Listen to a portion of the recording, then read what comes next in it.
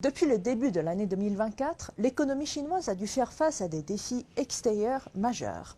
Les pays occidentaux menés par les États-Unis ont intensifié leurs mesures protectionnistes tout en orchestrant une campagne de dénigrement sur la scène internationale, affirmant que l'économie chinoise aurait atteint son apogée.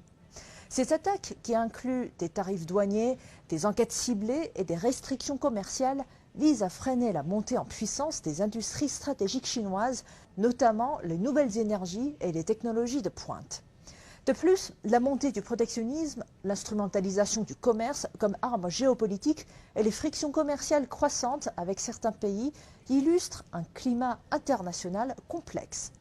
En novembre, la Chine faisait face à 171 enquêtes pour barrières commerciales, un record dépassant largement les chiffres de l'année précédente.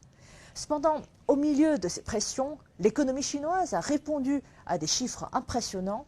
Par exemple, les exportations de véhicules électriques ont augmenté de 13,2% au premier semestre de 2024 et le taux de pénétration sur le marché domestique dépasse désormais 50%.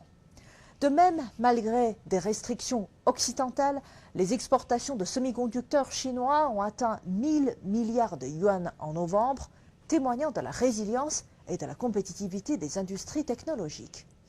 Cette résilience est en partie attribuable à une anticipation stratégique et à des politiques proactives.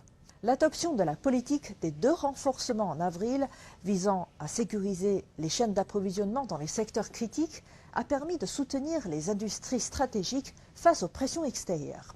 Avec un investissement de 7 000 milliards de yuan en obligations spéciales à long terme pour soutenir ces projets, la Chine a jeté les bases d'une transformation industrielle durable.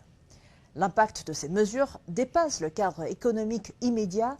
Les chaînes d'approvisionnement renforcées par ces investissements favorisent l'innovation et l'autonomie dans des secteurs comme l'intelligence artificielle, la fabrication d'équipements et les nouvelles énergies.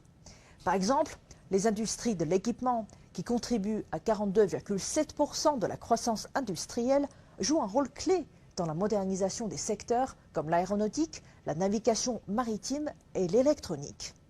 Face aux préoccupations sur la dette publique, le gouvernement chinois a également innové.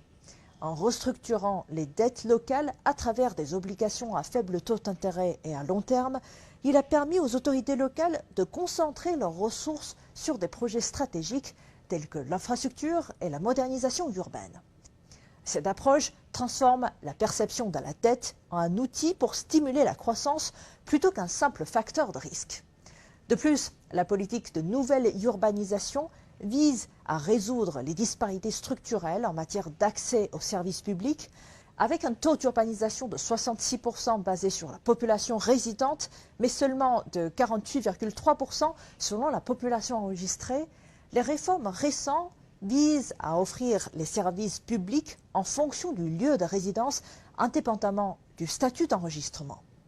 Cette initiative non seulement libère le potentiel de consommation, mais réduit également les coûts